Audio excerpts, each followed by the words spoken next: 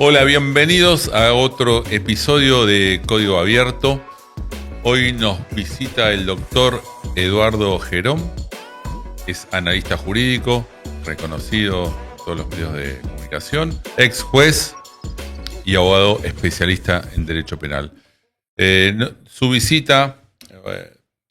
visita vamos a tratar diversos temas que tienen que ver con el derecho penal, con la inseguridad, con diversas aristas que transita el derecho penal. Así que bueno, doctor, muchas gracias por estar acá, muchas gracias por su tiempo. Un gusto compartir con ustedes. Gracias. Para ir rompiendo un poco el hielo y hacerle una consulta que tiene que ver con su función, usted es ex juez, ¿cómo transitó la magistratura judicial? De la forma que lo hacemos, de que lo hicimos, creo que la gran mayoría de los que empezamos la carrera judicial. ¿Cómo la empezamos? La empezamos en ese momento como meritorio. ¿Qué era meritorio? Meritorio era ir a un juzgado, trabajar gratis, hacer, por esa es la palabra meritorio, hacer mérito, y el día que se presentaba una vacante, que el juez lo nombrara en el último cargo. A mí me tocó estar 7 meses de meritorio, a otros les tocó más todavía. Tenía compañeros que estuvieron 2 años, por ejemplo, antes de poder Yo estuve 2 años de meritorio. ¿Vos tuviste 2 años? 2 años de meritorio. Mirá. Y no entré al Poder Judicial en ese momento, pero entré después, pero estuve 2 años de meritorio. Gran mérito. Gran mérito, sí. Y después, bueno, uno empieza la carrera judicial como en el cargo de pinche, ¿no? Que es el auxiliar de séptima, el primer grado de todo, y después uno va ascendiendo en la carrera, ¿no? Fui secretario, después fui fiscal, y después terminé siendo juez, y después me retiré cuando vi que ya se llevaba muchos años y que no quería quedarme allí. Me faltaban todavía más de 20 años para poder jubilarme, quise irme a ejercer la profesión, y junto con otros 2 colegas que estaban en la misma situación que yo, nos fuimos, abrimos un estudio y empezamos a trabajar. Después con los años me quedé solo, y ahora tengo en el estudio con dos colaboradores muy eficientes que me ayudan para poder desarrollar la tarea, ¿no? Todos los días. Qué bueno. Bueno, vamos a tratar uno de los aspectos que tiene que ver en materia de seguridad e inseguridad. ¿Cómo ve hoy a la Argentina, doctor, en materia de seguridad? La Argentina viene tradicionalmente muy mal en materia de seguridad. ¿Por qué? Porque a ningún gobierno le interesó la seguridad hasta ahora. Yo creo que la primera vez que un ministerio de seguridad, y yo no tengo ninguna afinidad con Patricia Bullrich, ni tampoco ninguna contra, obviamente, pero destaco que haya sido la primera ministra de seguridad que se ocupó de realmente que no haya inseguridad en los lugares donde puede ejercer. Y eso creo que hay que destacarlo, porque anteriormente siempre la seguridad fue algo que no interesó, a pesar de que a la gente era quizás una de las cosas que más les preocupaba, y lo decían las encuestas. Nunca la seguridad preocupó a los gobiernos, mucho peor todavía, donde se empezó a vituperar a la policía. Se enseñó a que la policía no podía, por ejemplo, hacer una requisa, aunque viera a una persona que realmente podía ser un sospechoso, no lo podía interrogar. Y después, cuando un policía intervenía en un procedimiento y terminaba lastimado el ladrón o el criminal, etcétera, terminaba el policía enjuiciado, y todo eso llevó a que no quisieran actuar para no tener problemas después. ¿Y todo eso en qué termina? En que la seguridad pasa a ser cosa de nadie. Nadie le interesa, y por supuesto que en todos los ámbitos hay. Si uno entra en el ámbito de las carcelario, tampoco hay ningún tipo de de seguridad, porque por ejemplo lo que estamos viendo que pasa en las cárceles del Gran Buenos Aires o de Buenos Aires, de que se llama por teléfono para amenazar y para extorsionar a víctimas porque tienen celulares para poder hacerlo, uno dice, ¿cómo es posible que estando presos una persona tenga facilidades de tener un celular, que pueda extorsionar, etcétera, y que las autoridades vean esto así sin importarle? Eso creo que es lo que la gente está deseando que cambie. Y tener, obviamente, que se considere la seguridad, como por ejemplo el caso de la baja de la edad de imputabilidad, que ahora está en boga porque fue aprobado por una de las cámaras, falta que sea aprobado por la otra. ¿Qué es esto? Esto es algo que la gente viene reclamando desde hace mucho tiempo, como también lo que nosotros vemos que es la puerta giratoria que los jueces alientan, en el cual entra un detenido por haber cometido algún hecho grave y resulta que tiene 10, 15 entradas anteriores, que entró y los jueces le dieron la libertad de inmediato y se la dan de inmediato en contra no solo del sentido común, sino en contra de la ley. Porque para poder dar la libertad tienen que darse dos circunstancias. Primero, que no se vaya a fugar. Segundo, que no vaya a entorpecer la investigación. Habría que agregar también de que no vuelva a cometer otros delitos, ¿no? Pero la mayoría de todos ellos después no se los encuentra más, porque es gente que no tiene domicilio, gente que va a delinquir de nuevo, y delinque y vuelven a salir, y ningún juez se hace cargo. Entonces, se creó una doctrina que se llamó a sí mismo garantismo, pero de garantismo no tenía absolutamente nada. ¿Por qué? Porque las garantías son no solo para los delincuentes, son para la víctima. ¿Y cuál es la garantía que hay que darle a un delincuente? La de tener un juicio justo.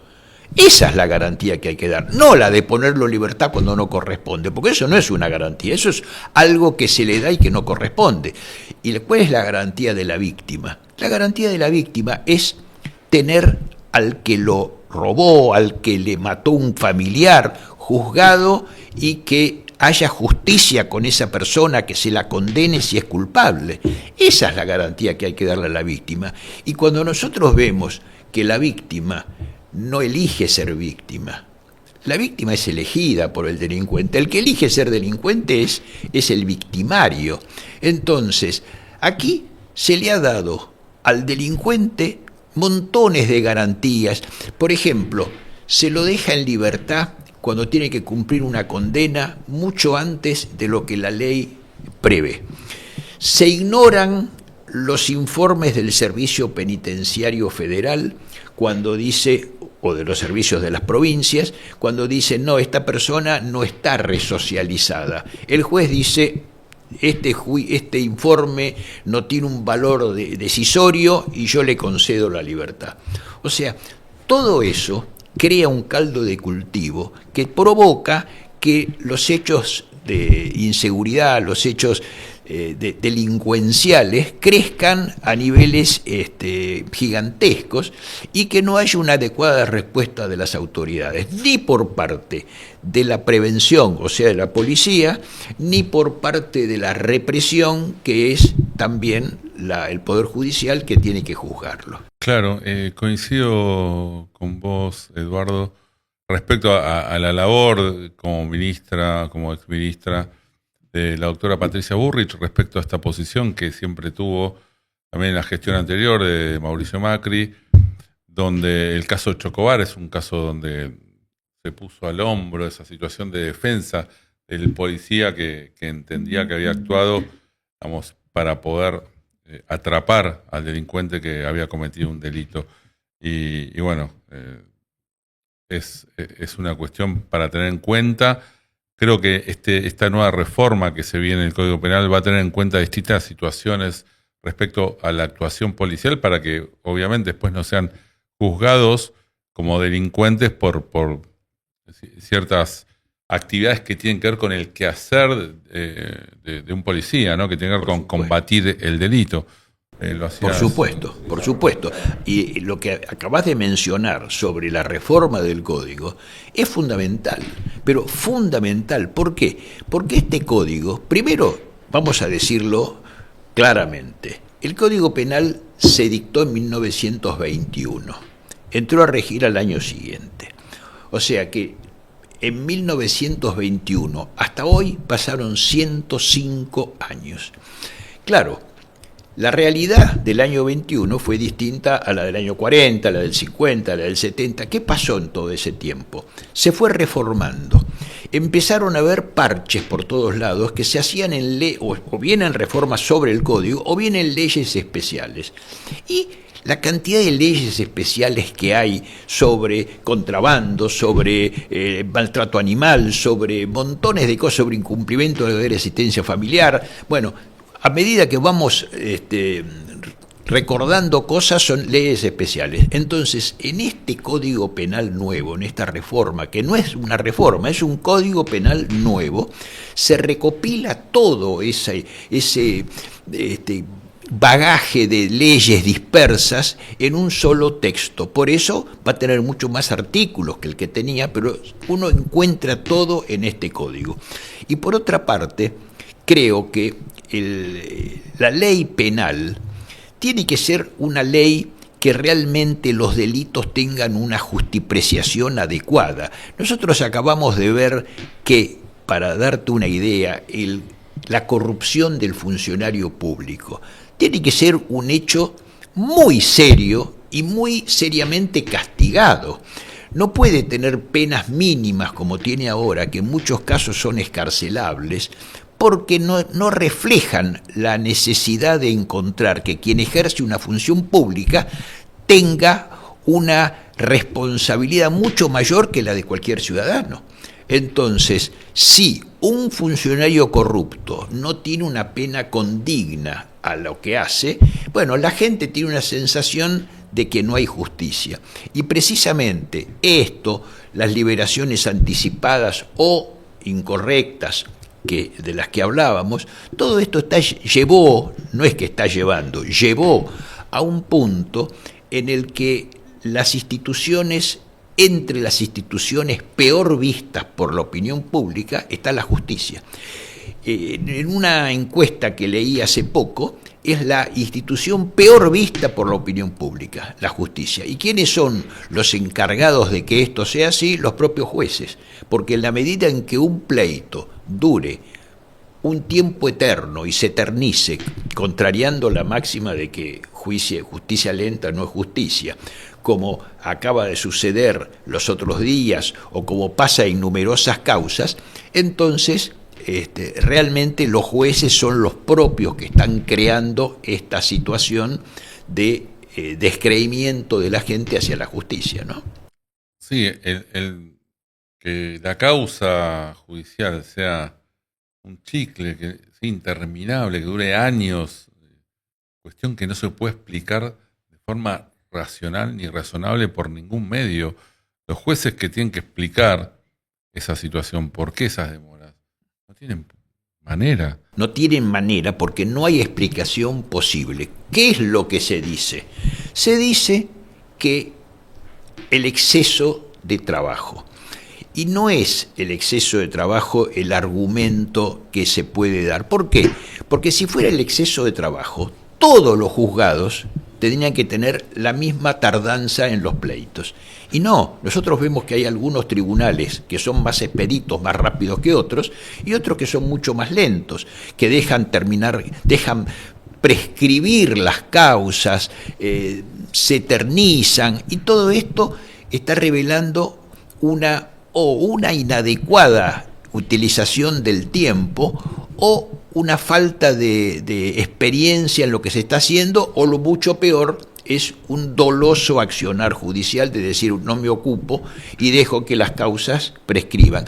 Hay una cierta tendencia que uno lo ve en la gente cuando se queja, que habla de que tal juez o tal juez deja dormir las causas, para que no tener la necesidad de tener que expedirse sobre determinadas cuestiones, especialmente cuando hacen a cuestiones políticas. Y esto le atañe mucho a la justicia federal, que es quienes tendrían que dar el ejemplo para mostrarle a la gente que son independientes.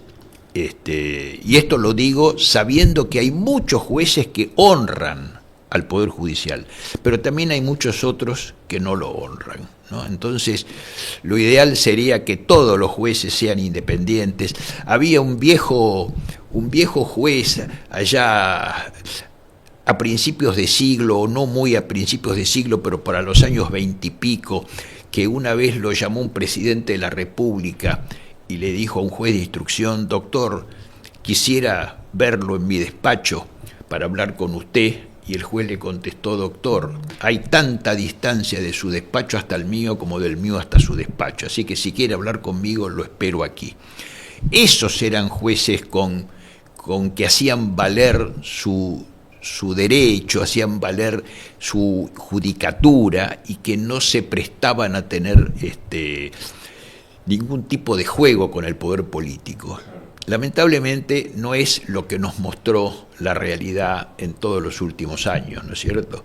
Pero bueno, siempre se espera que las cosas cambien, porque si no tenemos esperanza en que vamos a cambiar para mejor, bueno, prácticamente nos vamos muriendo en vida. Claro.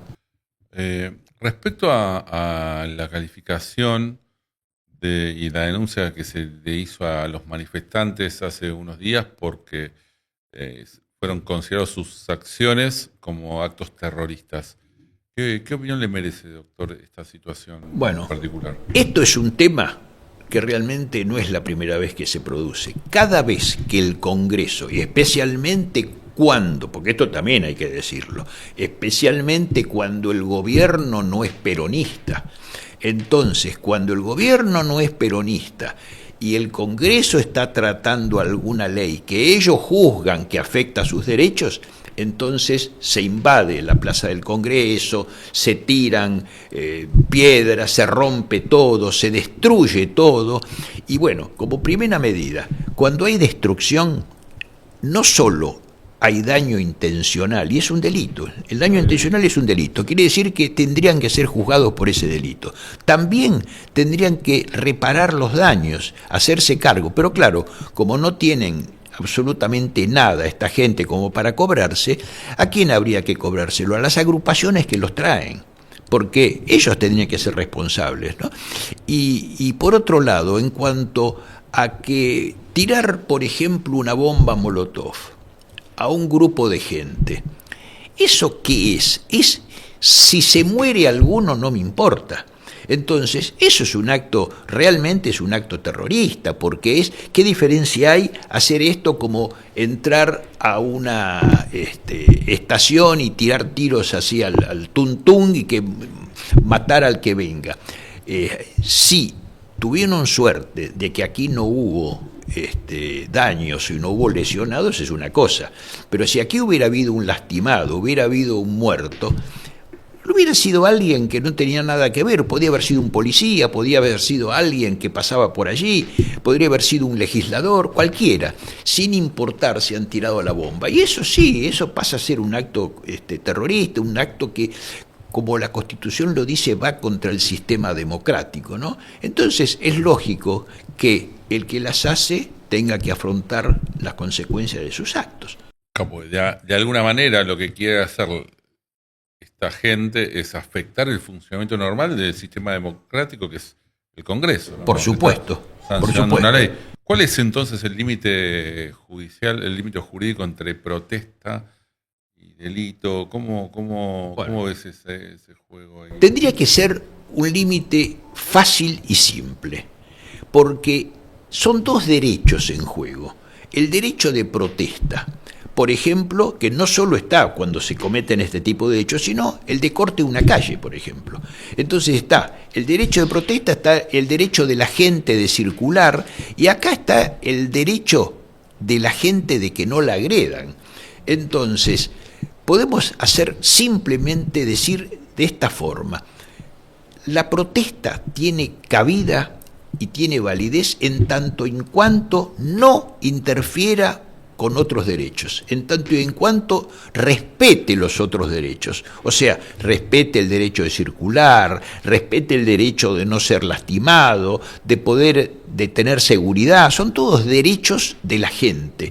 Cuando se violan esos derechos, la protesta esa pasa a ser ilegal. La protesta tiene que encauzarse dentro de límites perfectamente determinados por la autoridad. Cuando los excede o cuando viola la ley, ya esa protesta es ilegítima.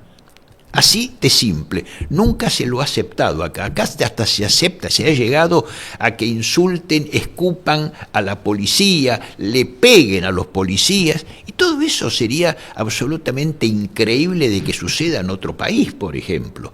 ¿Cómo se ha llegado a ese grado de que la autoridad se pierda de esa manera? Y en todos los órdenes pasa eso, porque el maestro no es respetado, van los padres y le gritan, le pegan inclusive, los médicos del hospital, que ahora, ya desde hace mucho, reciben golpes o tienen que pasar por situaciones de violencia extremas porque los pacientes o los familiares de los pacientes piensan que a lo mejor el paciente está sufriendo y no corresponde. O sea, se ha perdido por completo la noción de autoridad, y eso ha sido alimentado desde arriba hacia abajo, y ahora va a costar mucho trabajo regenerarlo. Por eso pienso que un problema económico en el país lleva su tiempo para arreglarlo, pero un problema de tipo institucional, un problema de tipo moral, un problema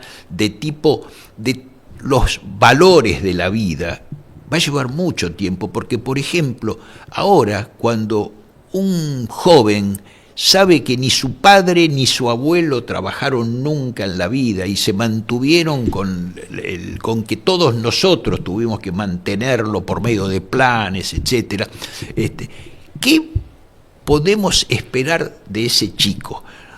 Tiene que haber un cambio muy grande, y todo esto va a llevar mucho más tiempo que arreglar una cuestión económica. Sí. Para mencionar un caso emblemático que hayas tenido como profesional, como abogado penalista, recuerdo, la producción me acercó el caso del ingeniero Santos, que recordemos es un caso de justicia por mano propia, fue por el robo de un estéreo. Uh-huh. No recuerdo bien el año, pero vos estuviste actuando en defensa del ingeniero Santos. ¿Qué tenés para contarnos de ese caso particular? Mira, es un tema muy interesante este caso, porque no es que por el caso en sí, sino porque esto es algo que sigue sucediendo hoy en día. El caso fue en 1990. Resulta que el ingeniero Santos le habían robado 13 veces el pasacassette del auto. Mejor dicho, esta era la 13ª vez que se lo robaban. Entonces, no era una persona que lo habían robado una vez, 2 veces, o sea, reaccionó desde el ángulo del que ya se encontraba, que lo habían vejado tantas veces que no pudo controlar su reacción. Los persiguió a los ladrones, y cuando los encontró, él tenía un arma en el auto, les tiró un tiro a cada uno desde muy cerca, o sea que era imposible errar porque era de ventanilla a ventanilla, y los mató. Y allí se entendió que había habido legítima defensa, que había sido un exceso en la legítima defensa, porque podía no haberlos matado, pero muy difícil determinarlo. De todas maneras, fue condenado exclusivamente a una pena en suspenso, porque se determinó que había obrado en un exceso, pero siempre dentro de la legítima defensa, o sea, no era un homicidio simple. Y esto nos trae a que cada vez que hay un robo, cada vez que la gente se defiende de un robo puntualmente y mata o lastima al ladrón, vuelve a aparecer este tema. ¿Cuáles son los derechos de cada uno para defenderse?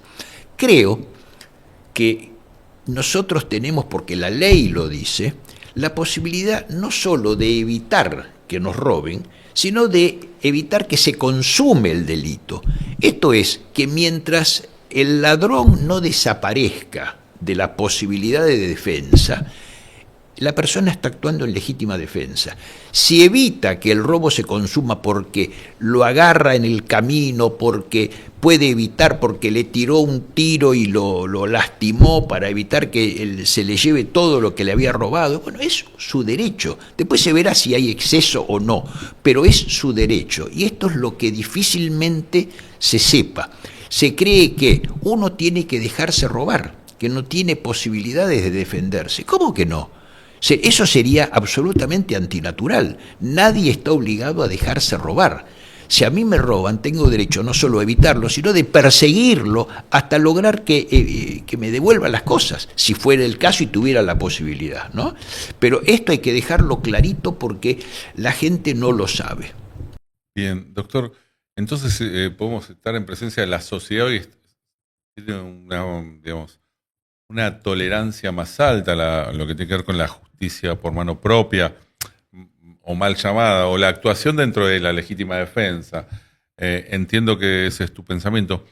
Y cambiando un poco de tema, pero en la misma línea... Perdón, ¿puedo hacerte un comentario sobre este tema? Doctor, por favor. Y ya lo pasamos al otro.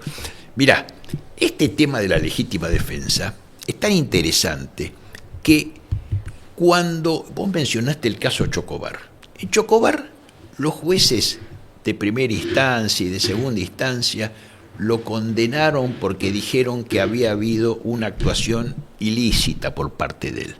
Recién logró en tribunales superiores, en la corte, revertirse, pero fue condenado. En cambio, en algunos casos que ocurrieron en la provincia, como un médico y como un carnicero, creo que en San Nicolás o no sé dónde era, que mataron a los ladrones en ese momento, un médico boliviano, me acuerdo que era, y un carnicero, fueron dos hechos de mucha trascendencia. ¿Quiénes los juzgaron? Los juzgaron tribunales populares, un jurado popular, porque eligieron tener un juicio por jurados. Y los absolvieron. O sea, la gente que integró ese jurado dijo, no, este hombre actuó dentro de lo que podía actuar, los absuelvo, y los absolvieron. Aquí, en la capital federal, no hay juicio por jurados.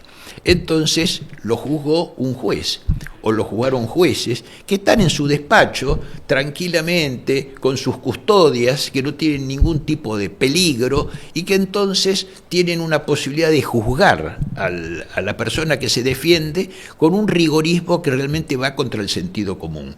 Y por eso pongo las dos formas, porque cuando la gente tiene que juzgar, juzga diferente muchas veces a como lo hacen los jueces. ¿Por qué? Porque la gente es la que vive la realidad todos los días y muchas veces los jueces no lo hacen. Perdón, me parece muy enriquecedor esta charla, la verdad, doctor. Muy a gusto. Le quiero hacer otra consulta de un caso también muy conocido, el de los rugbyers. ¿Qué opinión le merece esta condena que recibieron, la actuación del tribunal? Y bueno, de los rugbyers del caso Baez Sosa, perdón. Sí, porque hubo otro caso en Tucumán hace unos días. Sí, y otro en Batán también hace poco, ¿no?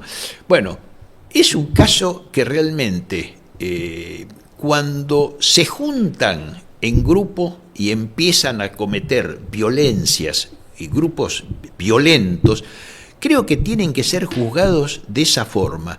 El tribunal lo juzgó, dijo que tenían que ser pasibles de una condena de prisión perpetua porque el hecho de haber atacado todos los que hemos visto los videos y lo que nos enteramos, fue una cosa tremenda, realmente fue matar a una persona que ya estaba inerte, ¿no es cierto?, que no tenía forma de defenderse y sin embargo la siguieron atacando con una, como siendo fuera de sí. Entonces, estas cosas tienen que ser cada una de ellas un ejemplo. Me parece que aunque las condenas tienen que ser para el que está cometiendo un hecho, no es que tienen que ser para que la sociedad lo juzgue, pero estos hechos muestran a la gente que los jueces no están ausentes, no están en Narnia, sino que están aplicando la ley. Y realmente todos estos hechos de violencia, cuando son grupales y aprovechan esa situación, hay que terminar con esto, y creo que se merecen las penas más graves del Código Penal. La aplicación me parece absolutamente válida y creo que el tribunal tuvo una actuación perfecta. ¿Piensa que la sociedad de alguna manera se vieron presionados por la sociedad, por este contexto y demás de reclamo de justicia al fallar? No vamos a decir que los jueces viven en una cabina de cristal. Todos nosotros tenemos influencia externa. Puede ser que esa influencia haya tenido eco en los jueces, pero, aunque no lo hubieran tenido, creo que salvo una visión abolicionista de la justicia, hubiera tenido una actitud contraria. ¿Por qué digo abolicionista? Porque estábamos hablando del falso garantismo antes, ¿no?, en el cual hay una corriente doctrinaria que viene ya desde hace varios años, que ahora está en franca decadencia, pero todavía tiene mucha gente que se creó, que se crió y se formó con estas doctrinas en las facultades de Derecho, y que después fueron abogados, jueces, fiscales que la llevan a cabo, y que son los que realmente hablábamos de que ponen en libertad, que realmente no se preocupan de la víctima sino del victimario, etc. Entonces, creo que esa situación ha llevado a extremos absolutamente diría, injustos, porque tener una actitud como la que tuvo el tribunal que será, para muchos podrá haber tenido una influencia de la opinión pública o no, pero que se ajusta a derecho, es algo que realmente los jueces tienen que vivir una realidad, tienen que vivir esa realidad para actuar, y cuando tienen que ser duros, bueno, tienen la obligación de serlos. Esa es la actuación de un juez. No tener, porque si no, se daría el caso de que el que tiene que aplicar la ley penal no la aplica. Es lo que se llama el abolicionismo del derecho penal. Y esto, como lo dice mi querido amigo Marcelo Romero, que dignificó la función de fiscal en La Plata, dice, sería como tener un cura que realmente descrea de la religión, ¿no es cierto? Entonces, tener un juez que aplica la ley penal y que es abolicionista, o sea, que no la quiere aplicar, sería como un cura ateo. Esta es la realidad. Contanos un poco, para que la gente, el concepto de abolicionismo, una síntesis, para que la gente que no es abogada pueda entenderlo. Bueno, esto nació, lamentablemente, con la figura de una persona que lo encumbraron, que se llamó Zaffaroni. Lo encumbraron porque realmente era un tipo que tenía lauros, se pasó su vida judicial en congresos en el exterior, llegó a ser juez de la Corte y formó en la Facultad de Derecho camadas de abogados y de profesores con la consigna de que el derecho penal tenía que favorecer al delincuente, que el delincuente era un producto de la sociedad, que se había formado así porque no había tenido oportunidades, entonces había que tenerlo en cuenta y demás. Y se llegó a extremos tan graves como, te voy a contar, por ejemplo, uno que tuvo mucha difusión en su momento, pero que después las cosas caen en el olvido, entonces hay que recrearlas y repetirlas. En una oportunidad, un portero de un edificio viaja en el ascensor con una chiquita de 8 años, hija de uno de los copropietarios del departamento. En el medio del trayecto para el ascensor, apaga la luz y le hace hacer una felatio a la chiquita en la cosa. Sigue, la chiquita entra a su casa despavorida, le cuenta a los padres hacen la denuncia, lo detienen al portero y el juez, como corresponde, le dicta la prisión preventiva y lo detiene porque dice que cometió un acto de desviación del recto sentido sexual de la chiquita a una edad impropia, que se llama eso, lisa y llanamente, es una corrupción de menores. Bien, apelan y le toca una sala en la que estaba este hombre integrando la Cámara. Y allí él, con otro que era otro de sus adeptos, cambia el delito y dice, no, esto no es una corrupción de menores. Esto, como estaba con la luz apagada, la chiquita no pudo darse cuenta de nada, no se pudo corromper su sentido, etc. Entonces es lo que considero un simple abuso deshonesto. Ahora, cuando sepamos la diferencia entre lo que es el abuso deshonesto y la pena que tiene el abuso deshonesto referido a la corrupción de menores, que tiene una pena mucho más grave, es una pena que no puede ser dictada en suspenso, es una pena a cumplir. El abuso deshonesto es un tocamiento inverecundo que puede ser en la vía pública, en cualquier lado. O sea, es un hecho muy menor. Finalmente, entonces, al portero le dieron una pena muy menor y ni siquiera la terminó cumpliendo preso, sino en libertad. Entonces, este tipo de cosas, que hay que recordarlas porque forman el abolicionismo, significan, ¿qué es el abolicionismo? Es, no aplico la ley penal como está planteada. No la aplico y encuentro argumentos para no aplicarla. Que los argumentos siempre son sociales. Este delincuente se formó porque la sociedad no le dio los elementos necesarios como para que pueda tener otro camino.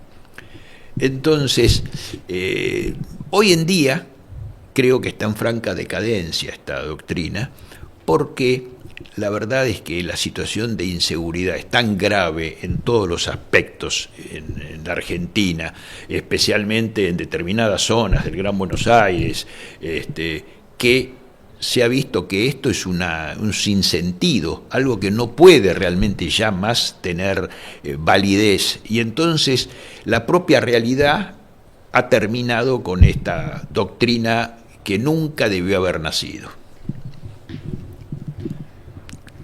Bien, doctor, para ir cerrando, ¿la Argentina, desde su punto de vista, tiene un problema de leyes o un problema del sistema judicial?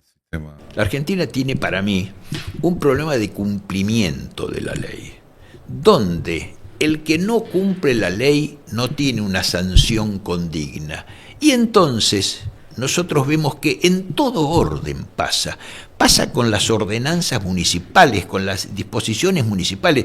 Si yo estaciono en un lugar prohibido y a mí no me sancionan, no me llevan el auto, no me ponen una multa, inmediatamente al otro día toda la calle está llena de autos, porque la gente tiende a no cumplir la ley, salvo que tenga consecuencias el no cumplimiento. Y entonces acá, dictada la ley, está hecha la trampa para no cumplirla.